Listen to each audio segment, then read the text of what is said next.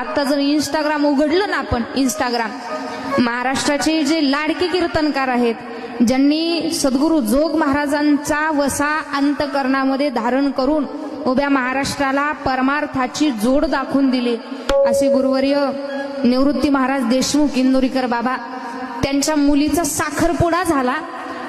अगदी साध्या पद्धतीत त्यांनी साखरपुडा केला, परंतु खाली त्यांना एवढ्या वाईट कमेंट यायला लागल्या, एवढ्या वाईट कमेंट आल्या.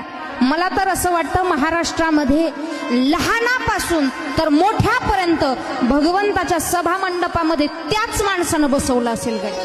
पण आपण म्हणतो ते समाजाला सांगतात तुम्ही असं करू नका, तसं करू नका, आणि त्यांनी त्यांच्या मुलीचा साखरपुडा इतका मोठा केला. अहो महाराज, लेकीच्या लग्नाची हौस प्रत्येक बापाला असतेच. आपल्याला नाही एखाद्याला चांगलं म्हणता आलं ना, कमीत कमी वाईट तरी म्हणू नका. इंदोरीकर बाबांनी पूरग्रस्त शेतकऱ्यांना 1 लाख रुपये देणगी दिली, ती कुणाच्याच लक्षात नाही. त्यांनी पोरीचा साखरपुडा केला, तेच आम्ही घेऊन बसणार. सोशल मीडियावरती हल्ली काही पण व्हायरल व्हायला लागले.